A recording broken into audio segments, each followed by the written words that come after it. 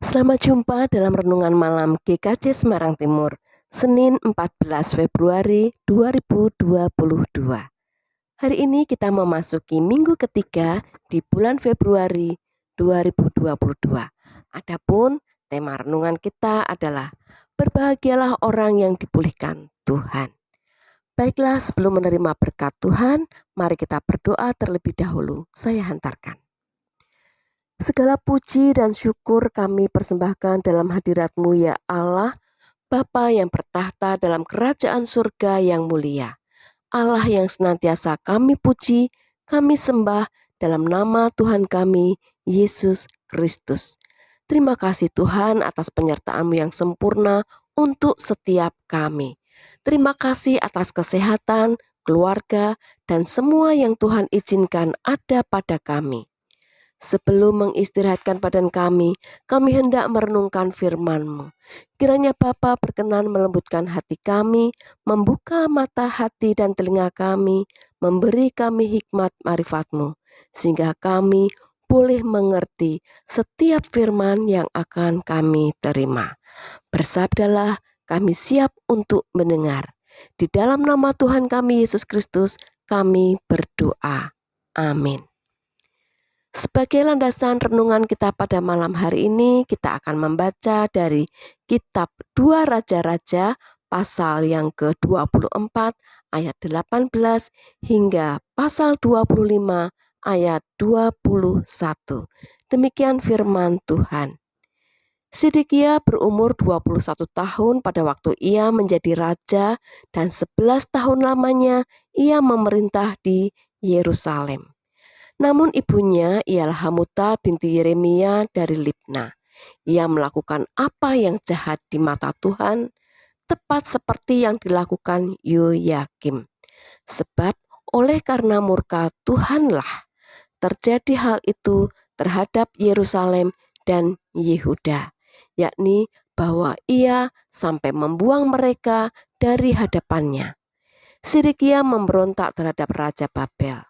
Maka pada tahun ke-9 dari pemerintahannya, dalam bulan yang ke-10, pada tanggal 10 bulan itu, datanglah Nebukadnezar, Raja Babel, dengan segala tentaranya menyerang Yerusalem.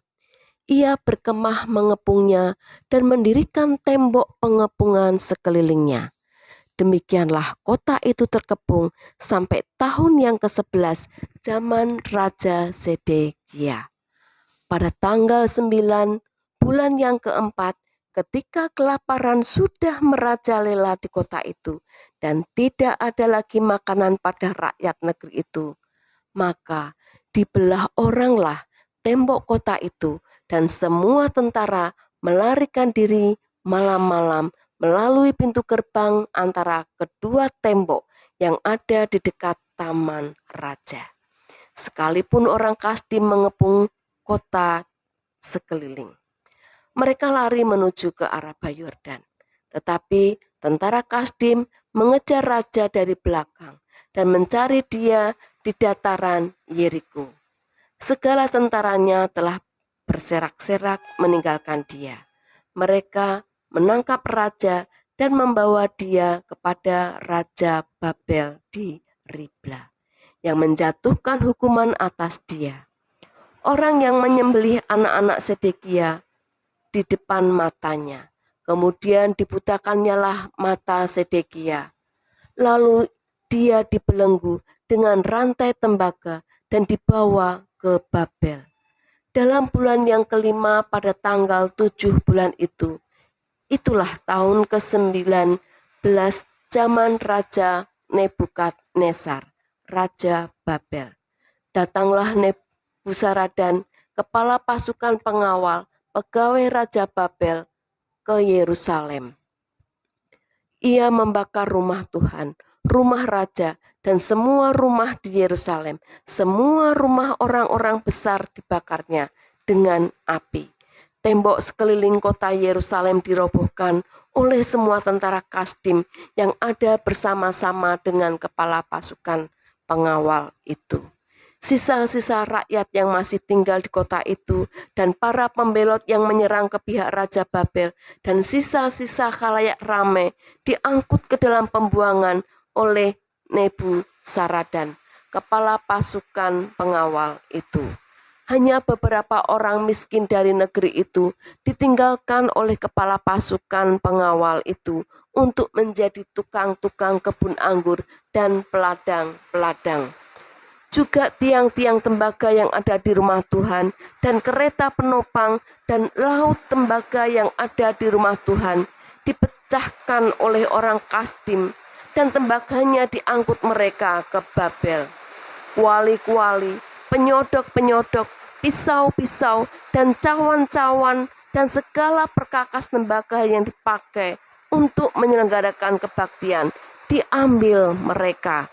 Juga perbaraan-perbaraan dan bokor-bokor penyiraman, baik segala yang dari emas maupun segala yang dari perak, diambil oleh kepala pasukan pengawal itu. Adapun kedua tiang laut yang satu itu, kereta penopang yang dibuat oleh Salomo untuk rumah Tuhan, tiada tertimbang tembaga segala perkakas ini. 18 hasta tingginya tiang yang satu, dan di atasnya ada ganja dari tembaga. Tinggi ganja itu 3 hasta, dan jala-jala dan buah-buah delima ada di atas ganja itu sekeliling. Semuanya itu tembaga, dan seperti itu juga tiang yang kedua disertai jala-jala. Lalu kepala pasukan pengawal itu menangkap Seraya, imam kepala, dan Sefanya, imam tingkat 2 dan ketiga orang penjaga pintu. Dari kota itu ditangkapnya seorang pegawai istana yang diangkat mengepalai tentara dan 5 orang pelayan pribadi raja yang terdapat di kota itu, dan panitera panglima tentara yang mengerahkan rakyat negeri menjadi tentara, dan 60 orang dari rakyat negeri yang terdapat di kota itu. Nebuzaradan, kepala pasukan pengawal, menangkap mereka dan membawa mereka kepada Raja Babel di Ribla. Lalu Raja Babel menyuruh membunuh mereka di Ribla, di tanah Hamat. Demikianlah orang Yehuda diangkut dalam pembuangan dari tanahnya. Demikianlah firman Tuhan. Berbahagialah kita yang mendengarkan firman Tuhan, memeliharanya, dan melakukannya. Haleluya. Amin. Ibu, bapak, saudara yang dikasihi Tuhan, perikop yang baru saja kita baca merupakan kisah detik-detik keruntuhan atau kehancuran kerajaan Yehuda. Tragis sekali dan sangat menyedihkan. Kerajaan Yehuda yang pernah berjaya, kerajaan yang besar, di mana bangsa-bangsa di sekitar Israel takluk, tunduk, dan sangat menghormati Raja Daud yang begitu terkenal, Raja Salomo yang memiliki hikmat yang luar biasa dan pernah jaya. Keruntuhan kerajaan Yehuda terjadi karena rajanya yang terakhir hidup tidak takut akan Tuhan, melakukan hal yang jahat di mata Tuhan, seperti yang disebutkan di pasal 24 ayat 19. Sedekia melakukan apa yang jahat di mata Tuhan, tepat seperti yang dilakukan Yohakim, raja pendahulunya. Itu makanya Tuhan izinkan Nebukadnezar, Raja Babel, untuk melakukan pengepungan terhadap Yehuda dengan membuat tembok tinggi di sekeliling Yerusalem. Pada tahun ke-11, akhirnya rakyat Yehuda menyerah. Mereka kehabisan makanan dan membelah tembok. Sedekia tidak berdaya dan melarikan diri malam-malam. Namun akhirnya tertangkap pasukan Kasdim di daerah Yeriko. Setelah Raja Sedekia tertangkap dan dijatuhi hukuman, anak-anaknya dibunuh di depan mata kepalanya. Sedekia sendiri matanya dibutakan.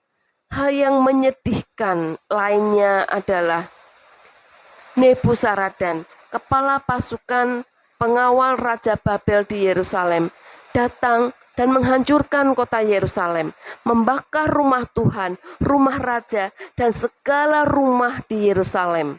Seluruh tembok Yerusalem dihancurkan oleh tentara Kasdim. Barang-barang berharga di rumah Tuhan dirusak, dihancurkan, dan yang bisa dibawa, mereka bawa ke Babel. Ini adalah peringatan kepada kita semua bahwa Allah akan melakukan itu kepada anak-anaknya jika anak-anaknya terus hidup di dalam dosa. Bahkan bait Allah pun Allah izinkan untuk dirusak dan dihancurkan oleh musuh. Sebab anak Tuhan sendiri sudah tidak menghormati Tuhan. Untuk apa ada bait Allah? Untuk apa melakukan aktivitas ibadah tetapi di hatinya tidak ada Tuhan, malah melakukan hal yang jahat dan keji di mata Tuhan? Ibu, bapak, saudara yang dikasihi Tuhan, andai saja Raja Sedekia dan 3 raja pendahulunya mau belajar dari pengalaman raja-raja Yehuda dan Israel yang terdahulu dan mau berubah, mungkin jalan cerita sejarah kerajaan Yehuda akan berbeda. Ketika kerajaan dipimpin oleh raja yang hidup takut akan Tuhan, maka Tuhan berkenan melakukan perubahan yang baik. Sebagai contoh, Raja Yosia. Raja Yosia melihat Raja Manasye kakeknya dan Raja Amon ayahnya berbuat jahat di mata Tuhan dan melakukan penyembahan pada dewa-dewa asing. Maka kerajaan Yehuda Tuhan izinkan untuk ditindas, diperas oleh bangsa asing. Mereka diminta untuk memberikan upeti kepada bangsa asing dan dijajah. Tetapi ketika Yosia mau belajar dari pengalaman kakeknya dan ayahnya, Raja Yosia mau berubah, mau kembali kepada Allah bangsa Israel dan tidak melakukan kejahatan dan kekejian kepada Allah, maka Allah memulihkan kerajaan Yehuda. Namun sayang, 4 raja setelah Raja Yosia tidak mau belajar dari pengalaman raja-raja terdahulu. Mereka melakukan penyembahan kepada dewa-dewa asing, melakukan penindasan, ketidakadilan, percabulan, dan hal-hal lain yang merupakan kekejian di mata Allah. Maka Allah izinkan kerajaan Yehuda hancur karena dipimpin oleh raja yang tidak benar. Ibu, bapak, saudara yang dikasihi Tuhan, mari kita belajar dari sejarah keruntuhan kerajaan Yehuda. Keruntuhan kerajaan Yehuda adalah peringatan bagi anak-anak Tuhan di zaman sekarang. Kisah menyedihkan tidak perlu terulang di dalam hidup kita kalau kita tidak berpaling dari Tuhan. Benar, kita memang tidak melakukan penyembahan patung-patung, tempat-tempat keramat, tidak menyembah arwah. Itu adalah bentuk penyembahan terhadap dewa-dewa asing pada zaman dahulu. Tetapi berhala di zaman modern ini adalah ketika kita memandang uang lebih penting daripada Tuhan, pekerjaan lebih penting daripada Tuhan, serta hobi, kesenangan, dan kenikmatan lebih penting daripada Tuhan. Hati-hatilah, sebab apa yang bisa kita nikmati secara luar biasa saat ini, atau mungkin kita merasa dalam zona aman, nyaman, dan merasa diri kuat dan tidak mungkin untuk jatuh atau terpuruk, maka hati-hatilah, karena Alkitab mengingatkan engkau merasa diri kuat, hati-hatilah, sedikit lagi engkau akan jatuh. Firman Tuhan hari ini menjadi peringatan keras bagi seluruh orang percaya pada zaman ini. Jangan pernah berpaling dari Tuhan, jangan meninggalkan Tuhan. Tuhan harus menjadi prioritas utama di dalam hidup kita. Ibu, bapak, saudara yang dikasihi Tuhan, apabila di tahun-tahun kemarin atau bahkan di tahun ini kita merasa terpuruk atau jatuh atau bahkan gagal, entah itu dalam hal ekonomi, keuangan, kesehatan, pekerjaan, menjalankan bisnis, studi, atau relasi dalam keluarga, dengan teman, dengan saudara. Mari kita belajar dari pengalaman. Kita harus berani melakukan perubahan ke arah yang baik, seperti yang dilakukan oleh Raja Yosia. Dia meninggalkan dewa-dewa asing dan kembali kepada Allah yang benar.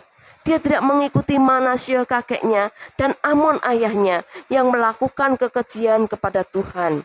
Dia melakukan perubahan besar. Jika kita ingin mengalami perubahan ke arah yang baik, kita tidak bisa melakukan hal sama seperti yang kita lakukan kemarin-kemarin dan berharap untuk hasil yang lebih baik. Kita harus andalkan Tuhan dan melakukan perubahan besar. Kita tinggalkan pikiran negatif, kita tinggalkan perasaan pesimis. Sebaliknya, kita buat perencanaan dan membawa perencanaan itu di hadapan Tuhan. Melakukan perencanaan itu dengan baik dan benar di mata Tuhan. Selebihnya, biarlah kehendak Tuhan yang jadi.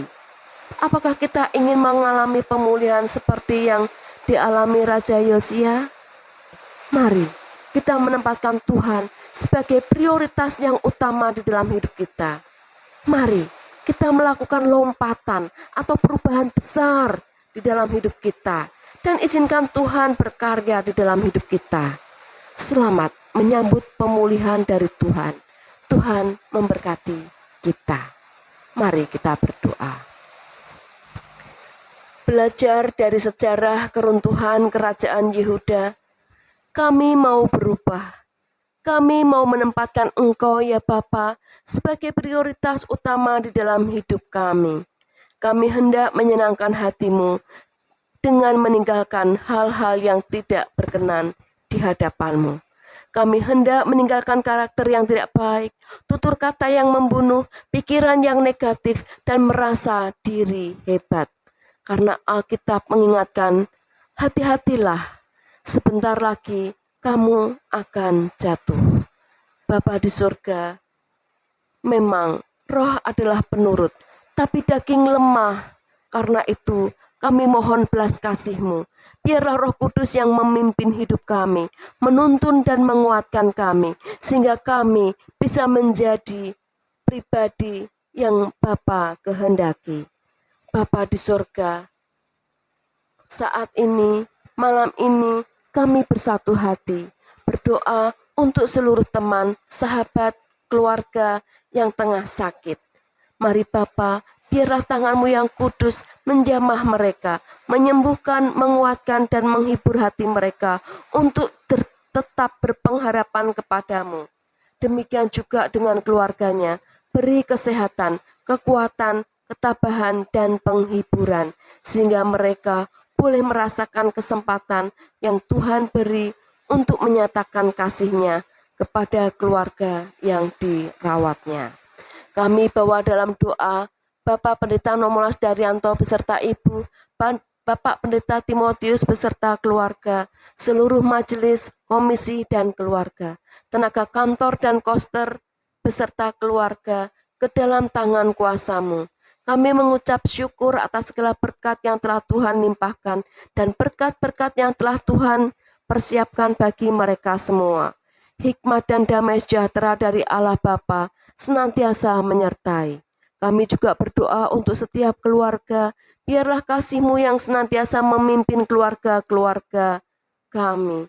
Apa yang menjadi pergumulan tiap keluarga, Bapa tahu, dan Engkau setia untuk memegang tangan mereka. Tak Kau biarkan mereka berjalan sendiri. Kasih dan damai sejahtera-Mu turun atas mereka, dan mereka akan menang atas pergumulan yang Tuhan izinkan terjadi, karena Bapa sendiri yang menolong mereka. Untuk setiap kami yang hadir dalam renungan malam ini, kami mengucap syukur atas berkat firman-Mu. Firman-Mu menegur, membimbing, menguatkan, dan menghibur kami. Kami percaya Bapa senantiasa ada bersama dengan kami. Berkat-berkat rohani, berkat-berkat jasmani yang kami perlu, Bapa sudah siapkan. Terima kasih Bapa, terima kasih Tuhan Yesus, terima kasih Roh Kudus. Dalam nama Tuhan kami Yesus Kristus, kami berdoa. Amin.